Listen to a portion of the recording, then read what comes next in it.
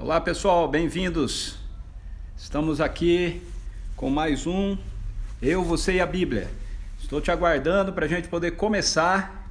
Já estamos começando, por enquanto vamos recebendo o pessoal que está chegando entre nós aqui.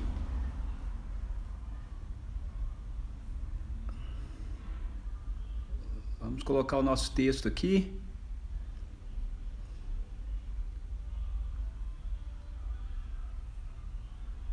Hoje é 1 Coríntios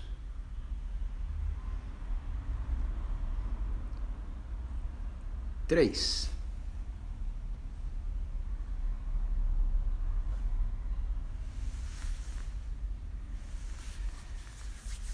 Olá Norma, bem-vinda. Oi Luciana, bem-vinda. Vamos aguardando o pessoal chegar. Pô, tá friozinho, né? Cara, deu uma esfriada aqui.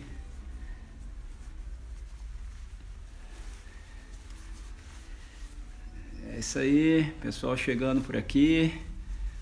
Boa noite, Norma. Boa noite, Luciana. Vamos aguardar o restante. Nós vamos esperando a turma chegar. Enquanto isso, nós vamos batendo um papinho por aqui. Como vocês estão? Tudo bem? Como foi o dia? Como está o início da semana? Cara, tá passando muito rápido, né? Hoje é terça-feira, começamos ontem. Não sei porquê, em algum momento hoje eu comecei a achar que nós estávamos na segunda-feira ainda. Esse tempo tá muito maluco. Olá, Arnaldo, bem-vindo. A turma aí de João Pessoa chegando, Alana, olá, Alana. João Pessoa é outra conversa, né? O Nordeste é outra conversa, não tem frio. Maravilhoso.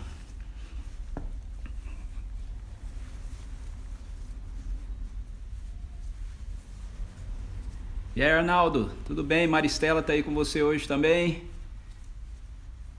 A Regina, tudo bem? Olá, Brígida, bem-vinda.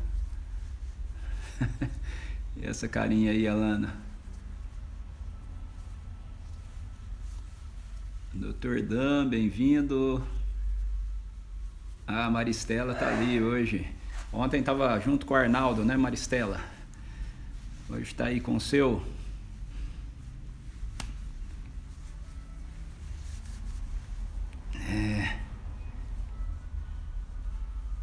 Olá, Ana. O Marcos Miraca, bem-vindo. Jones Soares, bem-vindo, Jones. Tudo bem com você?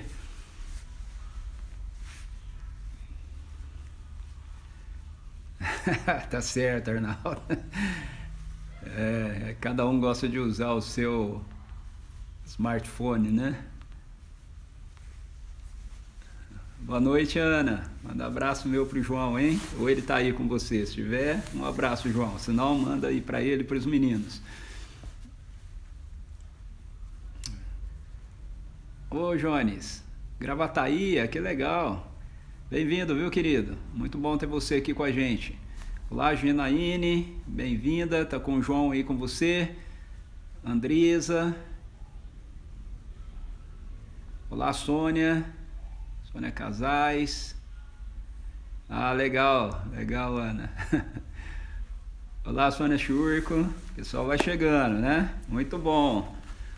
Vamos aguardar mais um pouquinho, tá certo? Entrei um pouquinho antes, né? Para poder ir saudando vocês aí, tendo esse tempo mais de papo com vocês, esse contato mais pessoal, né? Antes da gente entrar. Pessoal virtual, né? Mas é pessoal, né?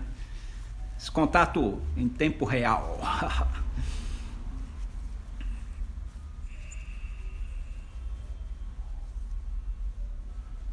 Ah, legal. Você tá lá no Pastores Missionários. Cara, esse grupo no Face faz muito tempo que eu não escrevo mais nada lá. Nem lembrava mais que eu tinha esse grupo. Ah, que joia, cara. Olá, Ian, bem-vindo. E aí, Sônia Schurkel, beijo pra você, beijo pro Zé. Olá, Ilse, um beijo pra você e pro Saulo também.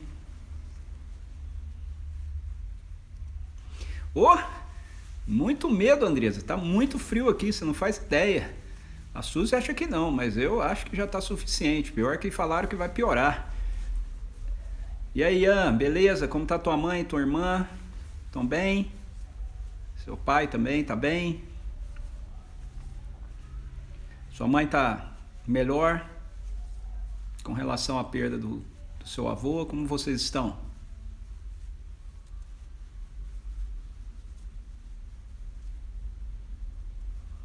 Legal, Jonas. Que joia, cara. Vamos procurar manter contato, beleza? 13 graus, cara. Ah, mas aqui também tá aqui tá menos, tá mais um pouquinho que isso aí. Estamos com uns 18, 17 graus aqui. Mas pra mim isso já é frio já. Olá, Célia. Boa noite, tudo bem? É, o sul é punk, tá doido. Ô, Andresa, para de ficar fazendo a gente ficar com inveja de você. Deixa eu ver o Ian aqui, estou bem, graças a Deus. Está sentindo ainda a minha.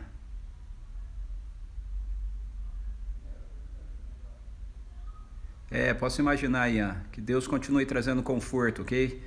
Para toda a sua família. Falando com a sua mãe, fala que eu mandei um beijo para ela, que eu continuo orando por vocês, ok? Olá, Antônia, bem-vinda. Aí, a Luciana aí, ó. Frio é vida. Frio é vida para pinguim, minha filha. Que é isso? Olá, Valéria, tudo bem? A Suzy também gosta de frio, mas eu não gosto não, viu? Ah, vamos lá, pessoal. Vamos chegando.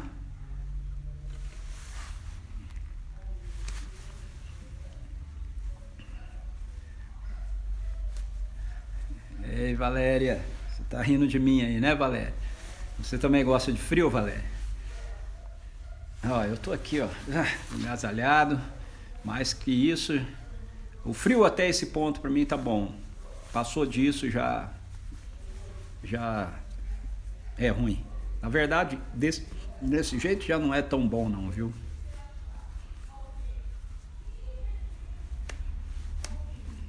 E aí?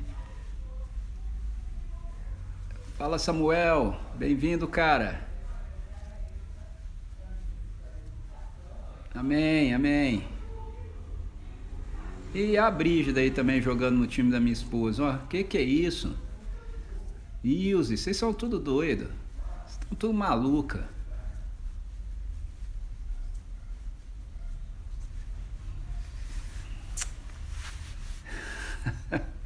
Olá, Débora. Bem-vinda. Olha, eu só não reclamo mais do frio porque a Bíblia diz que o frio é do Senhor, ok? Diz lá um texto, um salmo que fala que o Senhor é quem enviou o seu frio, então como o frio é dele, eu não reclamo mais do que isso, mas não precisava. Drica. Olá, Drica. Isso? Drica. De onde você é, Drica? Me fala aí um pouquinho de você.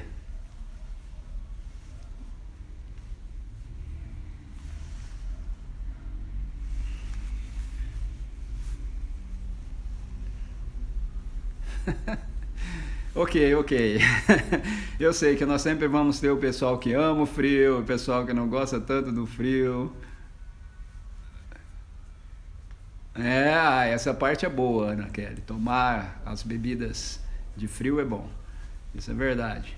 Bem como as comidas de frio também são boas. Só que a gente engorda mais, porque a gente come mais.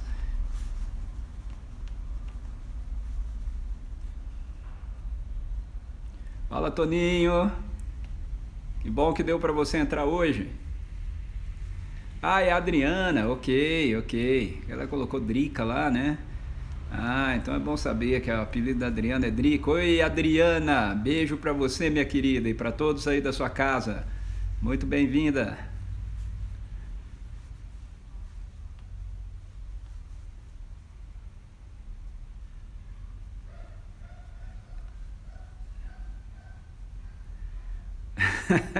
Ok, nós vamos fazer uma enquete aqui, ok? Em qualquer uma das lives que a gente fizer, para uma votação para ver quem que ganha, se o frio ou se o calor. Sim, sim, Adriana, eu já estou sabendo. A Brígida escreveu aí que é você. Ah, que bom que você está aqui. Beijo pro Márcio, beijo para os meninos também, ok? Beijo para você, saudade de vocês.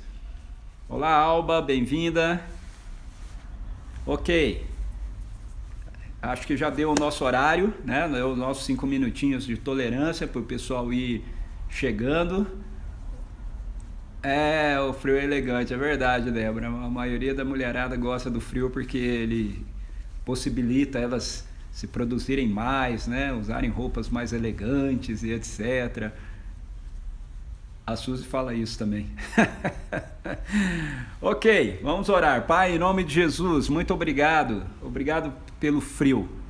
Obrigado porque o Senhor criou cada uma das estações do ano, o Senhor colocou a terra em funcionamento, Senhor, e ela continua funcionando ordenadamente até hoje, uma estação sucedendo a outra, apesar de muitas vezes nós lidarmos com o caos que gera disfuncionalidade nisso. Nós te louvamos e te bendizemos pelo teu cuidado.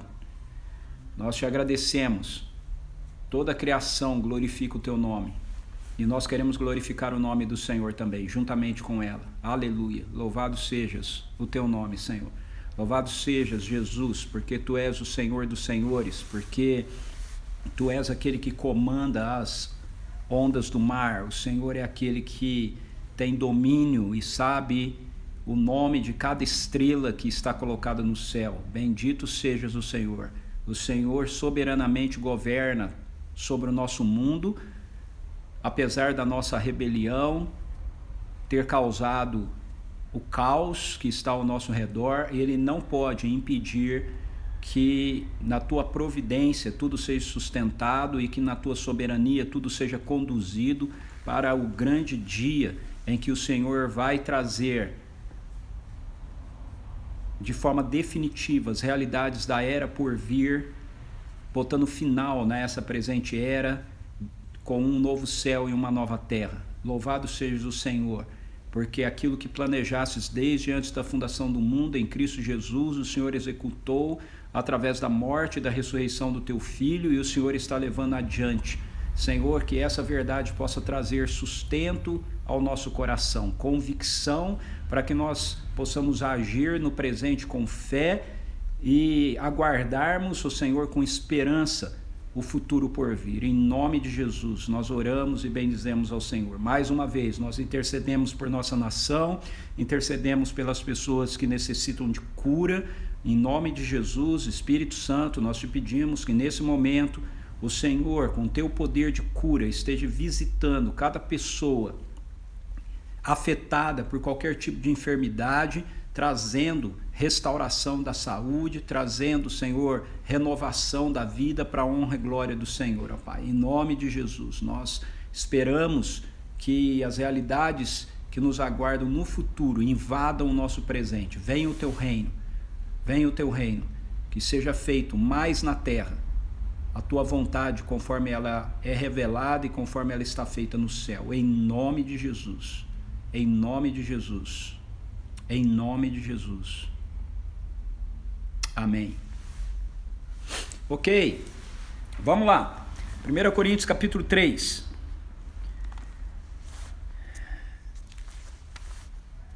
Espero que você tenha conseguido ler a primeira carta de Paulo aos Coríntios. Como eu falei, ele escreve a uma igreja que ele mesmo plantou, ele estabeleceu, mas essa igreja, com o passar do tempo, ela foi se perdendo com relação primeiramente com relação à sua maneira de lidar com a realidade do evangelho. Os coríntios, assim como a maioria dos gregos, eles eram bastante afeiçoados pela perspectiva do conhecimento humano, pela sabedoria humana, pela filosofia, né, o conhecimento da época deles. E o que acontece é que aqui nesses primeiros capítulos são duas questões, dois problemas que Paulo, já na introdução da sua carta, ele começa a tratar com os coríntios. O primeiro problema é um problema de divisão que estava havendo entre os coríntios, essa divisão baseada justamente nessa perspectiva que os coríntios tinham quanto à questão do conhecimento e da sabedoria humanas, ok? Então alguns deles olhavam para Paulo e entendiam que o evangelho apresentado por Paulo para eles era algo muito superficial, era algo muito efêmero, muito pequeno, ok? Diante da sabedoria do mundo, diante daquilo que os filósofos apresentavam, e eles queriam complementar então o evangelho com a sabedoria humana, e o apóstolo Paulo então vai mostrar para a gente que isso era impossível, porque a sabedoria humana é nada diante da sabedoria divina, mas a sabedoria divina, ela é uma sabedoria que não pode ser acessada pelos caminhos da nossa lógica humana, ela só pode ser acessada mediante a revelação que nós recebemos a partir do Espírito Santo de Deus em nós. Ele mostra também que a sabedoria de Deus não é meramente um conceito, ok? Filosófico, não é composto na linguagem que ele usa aqui, de sabedoria humana, ok? O que Paulo está dizendo para a gente é que o evangelho, ele não é simplesmente um conjunto de dogmas, de doutrinas, de ideias, ok? Sobre algo.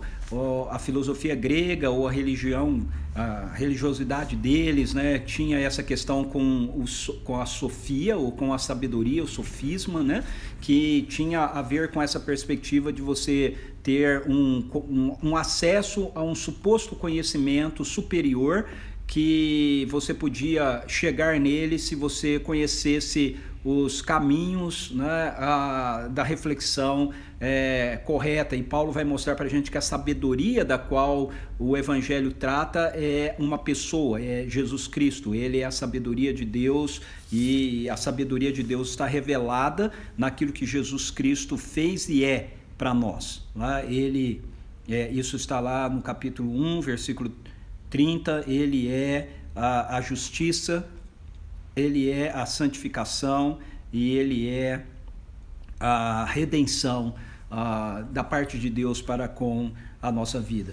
O segundo problema, então, o primeiro problema tem a ver com essa perspectiva da soberba, né, que os coríntios tinham em relação ao conhecimento, ok? E o segundo problema era a divisão que eles tinham de preferências com relação a líderes, ok? Ou aqueles que apresentavam o evangelho, não em função da pessoa em si, mas por causa do conteúdo que aquela pessoa tinha com relação à apresentação do evangelho. Então alguns dizem que eles são de Paulo, que preferem Paulo, outros dizem que preferem Pedro, outros dizem que preferem Apolo, e alguns querendo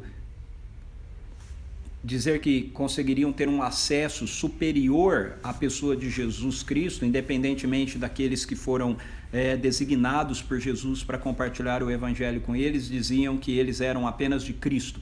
Então Paulo está lidando aqui com essa perspectiva de uma divisão entre eles, gerando discussão entre eles, preferências, né, entre eles com relação a líderes. E novamente isso não está baseado diretamente à pessoa do líder, mas está baseado a como aquele líder traz, ok, a mensagem do evangelho. Por isso no capítulo 2 o apóstolo Paulo começa o capítulo dizendo que ele realmente foi aos coríntios não com uma linguagem de conhecimento humano, não com palavras persuasivas de conhecimento humano, mas ele foi com o poder do Espírito Santo. Ou seja, Paulo está dizendo que não importa como a gente apresenta o evangelho, porque o evangelho só pode ser compreendido mediante a revelação trazida a nós pelo Espírito Santo. E aí ele vai explicar para a gente essa sabedoria que é Jesus, como nós temos acesso a ela, como o Espírito Santo de Deus nos dá acesso a ela. Ele faz isso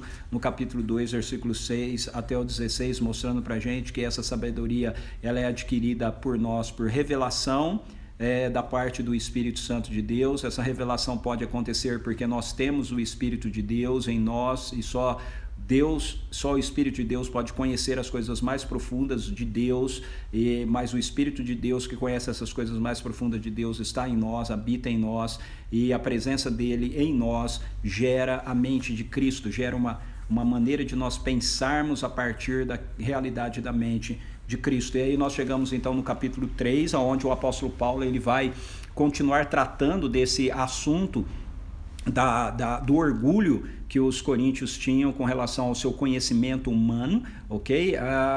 E a divisão que isso gerava entre eles, com predileção em relação aos líderes. E Paulo vai então mostrar aqui que ele não pode falar com os coríntios como pessoas espirituais, ele tem que falar com eles como pessoas carnais, porque eles ainda estão padronizando o pensamento deles e a vivência deles a partir dos paradigmas desse presente século, ao invés de fazer isso a partir dos paradigmas do reino de Deus.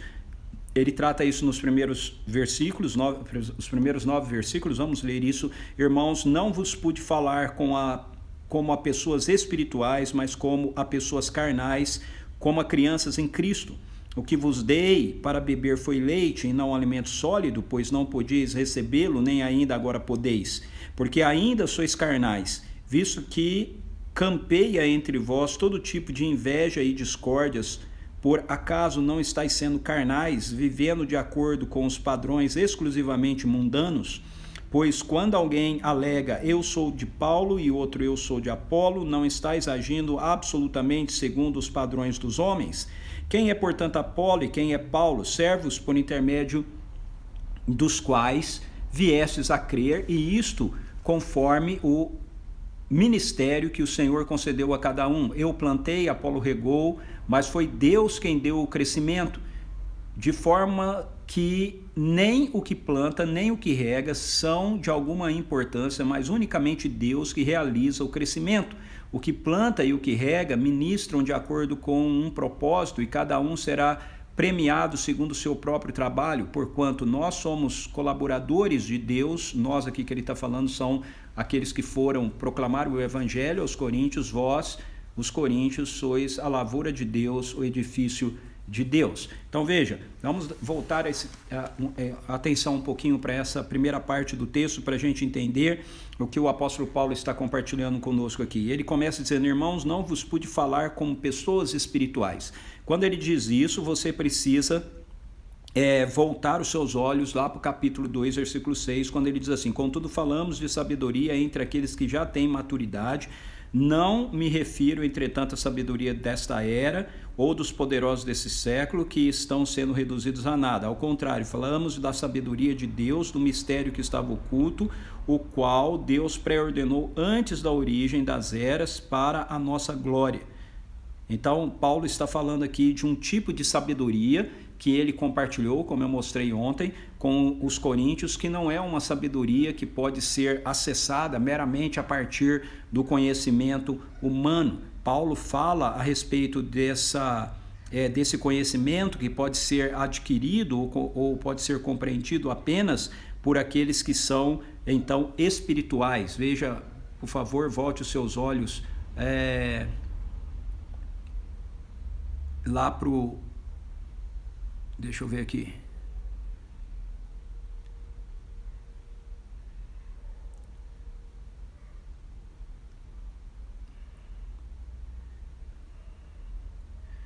Ok. Versículo 10, Deus todavia o revelou a nós por intermédio do Espírito, porquanto o Espírito é tudo, não é isso? Pois quem conhece os pensamentos do ser humano, a não ser assim igualmente, a ninguém conhecemos pessoalmente, a não ser o Espírito de Deus, nós tentando não compreender, também não é isso que eu quero, ok? Aqui, ok, ele diz assim, no versículo 14, as pessoas que não têm o Espírito não aceitam as verdades que vêm do Espírito de Deus, pois lhes parecem absurdas e não são capazes de compreendê-las, porquanto elas são discernidas espiritualmente. Contudo, aquele que é espiritual, verso 15, contudo aquele que é espiritual. Então, esses que têm acesso a essa sabedoria entre aqueles que já têm maturidade, Paulo chama de espirituais, ok? E aí ele começa no capítulo 3, versículo 1, dizendo que ele não pôde falar aos coríntios como pessoas espirituais, mas ainda como pessoas carnais. Por quê? Porque ele diz que eles ainda agem como crianças em Cristo. E aí no versículo 2, quando ele diz assim, o que vos dei para beber foi leite, ele está argumentando com os coríntios que diziam que o ensino que o apóstolo Paulo deu para eles era um ensino muito superficial, muito fraco, ok? Muito limitado. Então Paulo está meio que Paulo faz muito isso nas cartas deles, ok? Ele está sendo meio irônico aqui. Ele está dizendo para eles, olha, o que eu dei para beber para vocês foi leite e não alimento sólido, porque vocês não podiam receber um alimento sólido e ainda não podem. Então, o que Paulo diz no capítulo 2, versículos 6 a 16, é algo sólido, é algo profundo, que ele está revelando aos coríntios, mas os coríntios, eles diziam que o evangelho, aquilo que Paulo compartilhou com eles sobre quem Jesus é, a morte dele na cruz e etc., isso era leite, era muito superficial, perto da filosofia, do conhecimento, né, das explicações teológicas, ok? Veja, isso acontece muitas e muitas vezes com a gente hoje em dia também, não é? Muitas pessoas que estão na igreja, muitas pessoas que frequentam uma igreja, às vezes eles olham para o evangelho do reino como algo superficial, ok? Como algo que não tem profundidade. Veja, o evangelho ele é profundo, mas ele é simples. Não confunda simplicidade com superficialidade. O evangelho não é superficial, o evangelho é profundo, mas o evangelho é simples. Ele é uma mensagem tão simples que ele se torna uma loucura para o mundo. É isso que o apóstolo Paulo está dizendo aqui. Então o apóstolo Paulo está meio que dando um tapa de luva de pelica, né? Com luva de pelica na cara dos coríntios, porque eles estão dizendo que eles queriam ter um conhecimento mais profundo, e Paulo está dizendo para eles que eles não são espirituais, que conhecimento mais profundo é para pessoas espirituais. Pessoas espirituais são pessoas maduras em Cristo, pessoas que receberam o Espírito Santo e que cresceram na revelação da pessoa de Deus para eles, o que ele descreveu no capítulo 2, a partir do versículo 10 em diante. Mas os coríntios, eles receberam o evangelho, no entanto, eles não cresceram na intimidade deles com Deus, no conhecimento da pessoa de Deus. Eles ficaram gastando o tempo deles em tentar saber sobre Deus ou em conhecer coisas sobre a espiritualidade, ao invés deles aprofundarem no relacionamento deles com Deus. Então eles ainda eram crianças em Cristo, e como crianças em Cristo eles não tinham maturidade, e uma vez que eles não têm maturidade, eles não podem ser tratados por Paulo como espirituais, eles têm que continuar sendo tratados por Paulo como carnais. Por quê? Porque eles continuam vivendo, e o que mostra que Paulo tem que tratá-los assim é que eles continuam vivendo, eles continuam pensando, ok, com a mente do mundo. Lembre-se que Paulo termina o verso 16 do capítulo 2 falando que nós temos a mente de Cristo, mas olha só o que ele diz no capítulo 3, versículo 3.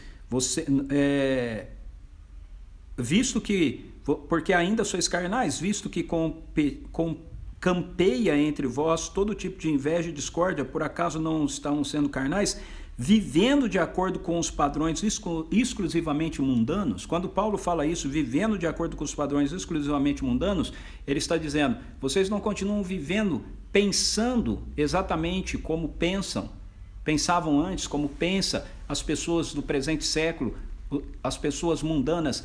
Mundano aqui não é pessoa que está vivendo no mundo, mundano aqui são pessoas que estão pensando a partir da categoria do presente século e não a partir da mente de Cristo. Então Paulo diz para eles que ele não pode aprofundar mais nada com relação aos mistérios de Deus ou à pessoa de Deus, porque esse aprofundar, esse falar de coisas mais profundas cabe para pessoas que são maduras e pessoas em Cristo, pessoas maduras em Cristo são pessoas que estão numa relação com a interação do Espírito Santo de Deus na vida deles, recebendo de Deus revelação a respeito da pessoa de Deus e da mentalidade de Cristo em relação à vida e ao mundo. E aí Paulo mostra aqui para eles que eles ainda são crianças em Cristo, eles ainda estão pensando dentro das categorias humanas, porque ao invés deles olharem para os líderes como simplesmente colaboradores daquilo que Deus está realizando, daquilo que Deus está fazendo, eles estão olhando para os líderes como se o que estivesse sendo feito pelos líderes e não por Deus. Então Paulo lembra-os que eles são o objeto, o alvo da operação da redenção de Deus, do trabalho de Deus, os coríntios são, e os líderes que Deus enviou ali, Apolo, Pedro, Paulo, agora aqui ele usa apenas Paulo, né? Ele e Apolo como exemplos, sejam Paulo, seja Apolo, eles são apenas cooperadores naquilo que Deus deseja realizar na vida dos coríntios.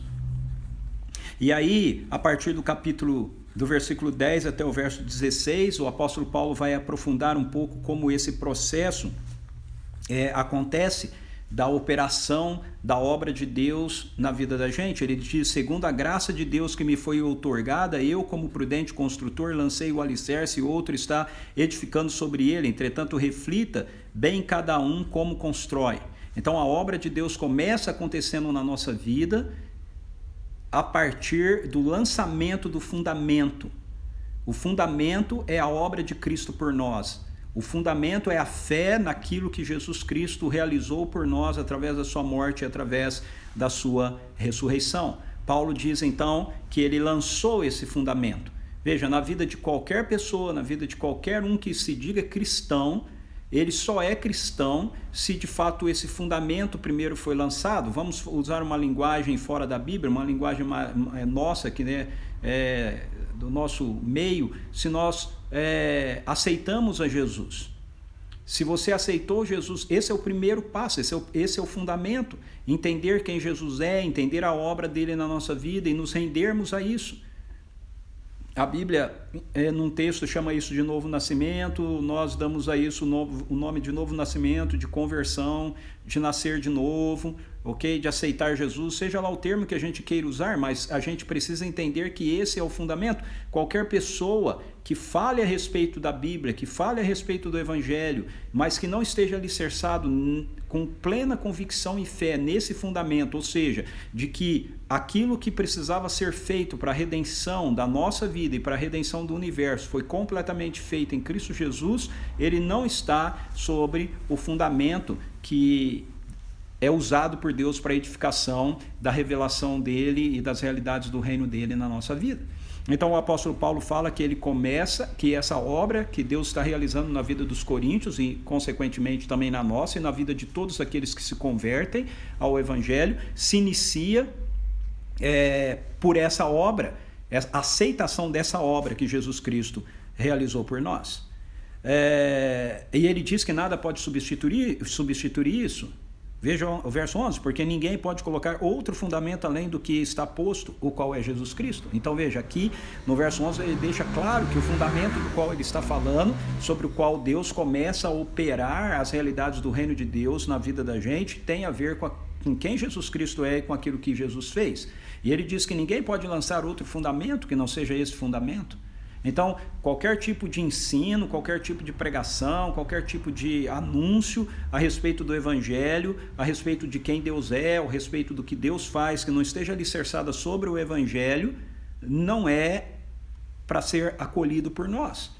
Hoje nós temos uma espécie de muitas vezes, de ensino, de pregação, que apresenta para a gente um Evangelho psicologizado, um evangelho que vem nos oferecer um anúncio para que a gente tenha uma vida confortável, uma vida boa, uma vida emocionalmente estável aqui, mas isso está desassociado da realidade de quem Jesus é e do que ele fez por nós.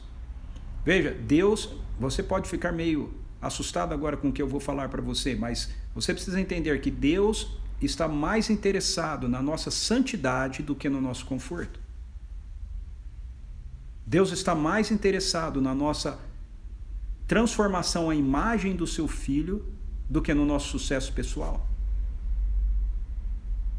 O trabalho de Deus na minha vida e na sua vida, de acordo com Romanos capítulo 8, um outro texto de Paulo, verso 28 e 29, é nos levar a sermos a imagem de Jesus para que ele seja o primogênito entre muitos irmãos.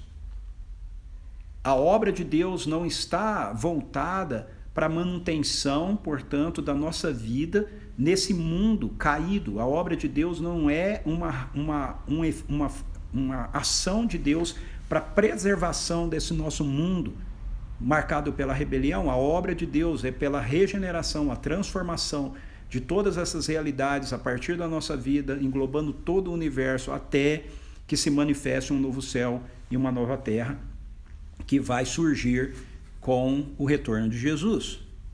Então esse é o alicerce. E aí o apóstolo Paulo diz que todos os demais estão cooperando com Deus na edificação do reino de Deus ou do evangelho ou da vida de Jesus. Aí podemos usar a palavra que quiser aqui, mas o processo da edificação dessa nova realidade está sendo realizado por todos nós em cima desse alicerce.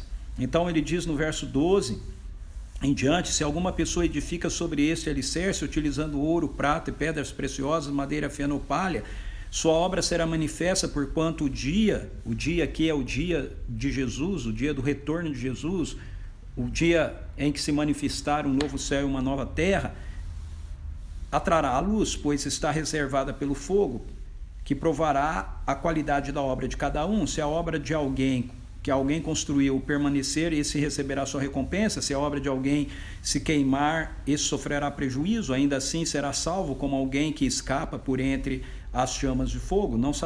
As chamas de fogo. Então veja, o que o apóstolo Paulo está nos dizendo agora aqui é que uma vez que o alicerce foi estabelecido, e nós reconhecemos que o alicerce é a pessoa de Jesus e o que ele realizou por nós, é assim que começa a obra de Deus na nossa vida. Então, a partir daí, nós estamos respondendo a essa obra que o Espírito Santo de Deus fez a nós, interagindo todos nós a partir dos dons e dos talentos e das interações que nós realizamos, produzindo então a edificação das realidades do reino de Deus, as realidades da nova vida de Jesus em nós como povo. E ele diz aqui que isso pode ser feito de maneiras diferentes no que diz respeito à qualidade daquilo que nós estamos realizando, a qualidade daquilo que nós estamos fazendo. Então ele diz, olha, cada um vai edificar sobre esse fundamento, que é a vida de Jesus, que foi estabelecida em nós. Agora, a gente precisa ver, cada um precisa ver como está edificando. Como está interagindo com a obra de Deus na sua vida e na vida das outras pessoas? Como está contribuindo com isso? Porque nós podemos edificar, diz o apóstolo Paulo, com um material que vai ser durável, que vai permanecer, ok? Por toda a eternidade. Isso tem a ver com a gente edificar na nossa vida e na vida uns dos outros valores do reino que estejam alinhados com a maturidade espiritual, com a revelação que o Espírito Santo de Deus realmente traz para nós, que o apóstolo Paulo acabou de falar no capítulo 2, ou nós podemos edificar com fábulas, com ideias mirabolantes, com teologias, que possam até ser interessantes e cativar a atenção das pessoas, mas que no dia do Senhor Jesus, no dia do juízo, essas coisas, esses ensinos, eles não vão ter gerado nenhum tipo de consistência na nossa vida, não vão ter colaborado com nenhum tipo de edificação, de transformação das realidades do reino de Deus em nós. Então esse tipo de ensino vai ser completamente exterminado, completamente queimado. O apóstolo Paulo diz que o problema com relação a, se é que a gente pode dizer assim, acho que pode, com relação a essas duas coisas, é que se eu edifico de conformidade com a revelação que o Espírito Santo de Deus continua me trazendo, capítulo 2, versículo 6 em diante, 10 em diante, eu estou edificando com um material que vai me dar, então, galardão, vai me dar na eternidade, que chegará no novo céu e na nova terra, prêmios, ok? Se eu não edifico assim, eu não vou perder a minha salvação, mas eu não vou carregar nada comigo para dentro da realidade do novo céu e da nova terra. Então, o que Paulo está trabalhando aqui tem muito a ver com nós entendermos a importância de não gastarmos o nosso tempo com teologias, com fábulas, com argumentos, com estudos, com conceitos que são absolutamente, às vezes, interessantes para algumas pessoas, mas que, na verdade, elas não redundam em nada na edificação da vida do reino em nós, do caráter de Cristo em nós, dos valores do reino de Deus em nós. Então, eu vou dar um exemplo aqui, para você entender mais ou menos do que é que Paulo está falando, ok? Ele não está falando diretamente disso, eu vou te dar um exemplo para você poder compreender mais ou menos. Veja, muitas pessoas ficam muito preocupadas em entender o livro de Apocalipse. Muitas pessoas ficam muito preocupadas em não entender o que está escrito no livro de Apocalipse, mas em usar o livro de Apocalipse para decifrar as coisas que estão acontecendo na nossa história. E aí então as pessoas perdem muito tempo, às vezes estudando e pesquisando curiosidades que não estão diretamente ligadas. Veja, não é que elas não estão na Bíblia, elas não sejam bíblicas, mas elas são realidades que não estão ligadas àquilo que Jesus Cristo está fazendo em nós, através da revelação do Espírito Santo de Deus na nossa vida. Então, muitas pessoas ficam perdendo o seu tempo, por exemplo, tentando decifrar enigmas do Apocalipse, ou tentando juntar, linhas que são apresentadas nas Escrituras para a gente sobre textos bíblicos, tentando de alguma maneira decifrar, né, se o que está acontecendo no nosso mundo tem a ver ou não tem a ver com aquilo que está revelado para nós em Apocalipse. Entende? Paulo vai falar em muitas cartas dele sobre a gente não perder tempo com discussões teológicas vazias, com fábulas, ok? Com tentar entender realidades de anjos e etc. Que ele diz assim, essas coisas todas parecem ser muito espirituais, parecem ser muito sábias, mas elas não têm poder nenhum para gerar as realidades do reino de Deus na nossa vida, para gerar o caráter de Deus, o caráter de Jesus Cristo em nós. Então, eu estou dando esse exemplo de Apocalipse porque eu me lembro que esses últimos meses muitas pessoas têm me escrito falando sobre o negócio da construção do terceiro templo em Israel, o negócio de uma ovelha vermelha que nasceu e etc. Veja, desculpe, ok? Se você pensa isso assim, ou se você tem se preocupado com essas coisas, minha intenção não é ofender você, ok? Não se sinta ofendido. O que eu estou dizendo apenas é que essas coisas são madeira, são feno, palha, como diz o apóstolo Paulo aqui. Por que elas são isso? Porque esses ensinos, eles não têm poder de trazer a edificação realizada pela revelação do Espírito Santo de Deus em nós, concernentes à vida de Jesus. Eu posso usar outros exemplos. Por exemplo, tem muitas pessoas que ficam brigando e gastando um tempão discutindo sobre predestinação, sobre se a pessoa é predestinada, se não é predestinada. Veja, você discutir assuntos teológicos como esses não produz em nada a edificação do reino de Deus na sua vida, do caráter de Jesus Cristo na sua vida.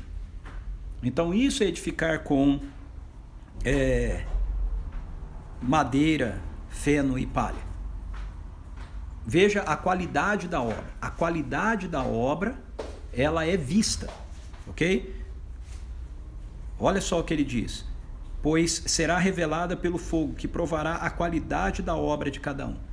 O fogo aqui é o fogo do juízo de Deus. Ele provará a qualidade da obra de cada um. A única coisa que resiste ao fogo do juízo de Deus na minha vida é o caráter de Jesus Cristo, que está sendo desenvolvido em mim a partir da revelação e atuação do Espírito Santo de Deus. Isso é a única coisa que resiste ao fogo do juízo de Deus na sua vida. Isso é o que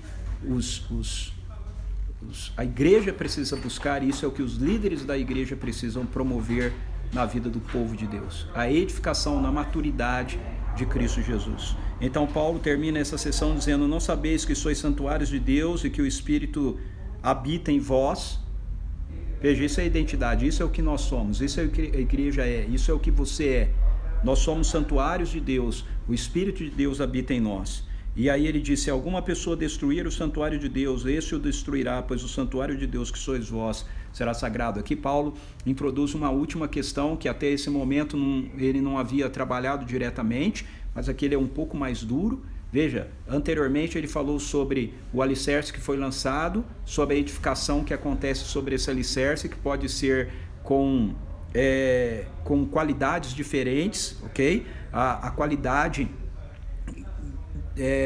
tem a ver com a formação do caráter de Cristo em nós, e aí ele diz que aqueles que estão trabalhando com a revelação do Espírito para a formação da maturidade de Cristo em nós, esses vão receber recompensa. Aqueles que têm o alicerce em Cristo, mas não estão edificando essa realidade que promove a maturidade da vida de Cristo em nós, não vão receber recompensa, mas vão ser salvos como pelo fogo. Mas agora ele introduz um terceiro tipo, que é aqueles que podem estar trazendo algum tipo de ensino que destrói a vida da igreja, destrói a obra que o Espírito Santo de Deus está fazendo na nossa vida.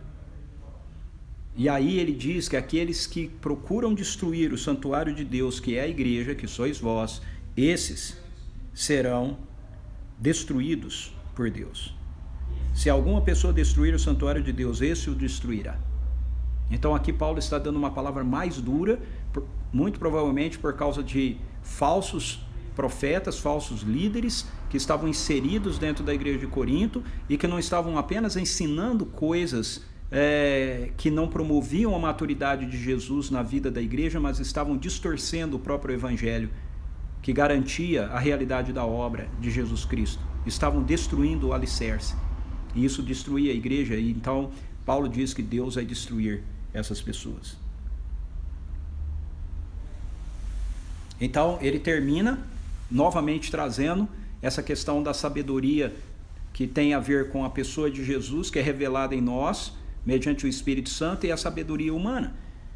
Veja, esse é todo o teor do capítulo 1 ao capítulo 3, ok? Tem a ver com esse contraste da sabedoria divina, da sabedoria de Deus que é revelada a nós em Cristo Jesus pelo Espírito, e a sabedoria humana que faz com que a gente tenha muito conhecimento, ainda que seja conhecimento teológico, mas a gente não tenha a revelação da pessoa de Jesus em nós.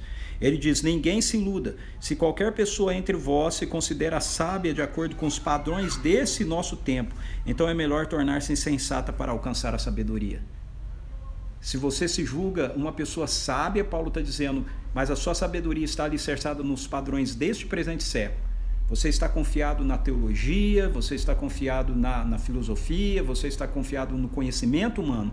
Então é melhor que você abandone isso para que você receba a verdadeira sabedoria. A verdadeira sabedoria só pode ser acessada pela pessoa, através da revelação do Espírito Santo de Deus concernente à pessoa de Jesus Cristo. Porquanto a sabedoria deste mundo é loucura aos olhos de Deus, pois está escrito: ele apanha os sábios nas suas próprias artimanhas. E mais, o Senhor conhece os pensamentos dos sábios, que são elucubrações vãs. Porquanto nenhuma pessoa deve se orgulhar dos homens, porque tudo vos pertence, seja Paulo, seja Apolo, seja Pedro, seja o mundo, seja o mundo todo, a vida, a morte, assim como o presente e o futuro, tudo que existe é vosso, e vós sois de Cristo, e Cristo é de Deus. Então ele termina dizendo: olha, não importa a sabedoria do mundo, porque se você tiver Cristo, então tudo que você precisa, você tem. Tudo é vosso, porque nós somos de Cristo, e Cristo é de Deus. Então, a verdadeira maturidade espiritual, ela não vem através do desenvolvimento de conceitos, de reflexões que nos dão acesso meramente a teorias, ok? a credos, a doutrinas. A verdadeira maturidade cristã vem, eu não estou dizendo que o ensino, das escrituras não seja importante, ele é, mas o que eu estou dizendo é que a verdadeira maturidade cristã vem através de um ensino das escrituras que nos leva a estarmos diante de Deus de tal maneira que o Espírito de Deus que habita em nós esteja revelando para nós, não ideias sobre Deus, mas ideias sobre Jesus, mas a própria pessoa de Jesus em nós. E isso produz a verdadeira edificação. Então, a gente não deve ficar correndo atrás de novidades teológicas, a gente não deve ficar correndo atrás de curiosidades teológicas na internet, a gente não deve ficar correndo atrás do último pregador da moda. A gente precisa colocar a nossa mente, o nosso coração focados na pessoa de Jesus, orando para que o Espírito Santo de Deus que habita em nós revele a nós a pessoa de forma cada vez mais profunda, a pessoa de Jesus, nos conduzindo então à verdadeira maturidade espiritual. Amém? Isso é o que a gente tinha para hoje, beleza? Eu espero que você tenha sido abençoado por aquilo que eu estive compartilhando aqui. Enquanto eu estava compartilhando, algumas pessoas entraram por aí. Deixa eu dar uma olhada aqui em quem foi chegando, depois que eu já comecei a falar, para dar o meu oi. Eu sei que eu não vou conseguir dar oi para todo mundo agora, porque depois que o pessoal entra, eu vou perdendo aqui meio o fio da meada. Oi, amor. Vou começar falando oi para minha querida. Olá, Viviane. Oi, Cristina, bem-vinda. Olá, Noêmia. Muito bom ter você aqui. Oi, Sônia. Sônia lá de Jundiaí aqui com a gente também. Muito bom. Olá, Iron. Que legal que você está aí. Fala, Marcelo. Marcelo entrou por aqui também hoje. Muito bom ter vocês aqui com a gente. Olá, Lúcia. Você que é Crepaldi aí conosco também. Alan, olá Alan, bem-vindo, cara. Ok, amém, Brígida. Amém, Antônia, que bom que vocês foram abençoados. Olá, Oswaldo, bem-vindo. Muito bom ter você aqui com a gente também. Eu acho que eu cumprimentei todo mundo. Oi, Noêmia, beleza?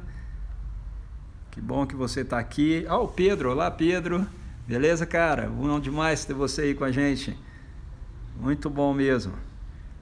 Aleluia. Beleza, gente? Então é isso. Que você tenha uma boa noite de descanso, ok? Um bom dia amanhã. E eu espero você aqui amanhã às 18 horas para a gente dar uma olhada no capítulo 4 de 1 Coríntios. Eu, você e a Bíblia continua. Como eu tenho falado, divulgue aí essa nossa live para os seus contatos, para eles poderem participar, estarem com a gente, encaminhe aquilo que já teve para o pessoal assistir, ok? Se tudo correr bem, certinho, do jeito que tem corrido, a live que eu acabei de fazer, ela vai ficar salva no nosso IG aqui, do canal do Instagram, do @cpvinhedo, você pode assistir aqui, ok? Daqui a pouquinho, e ela vai lá também para o meu canal, Plataforma do Reino, no YouTube, beleza?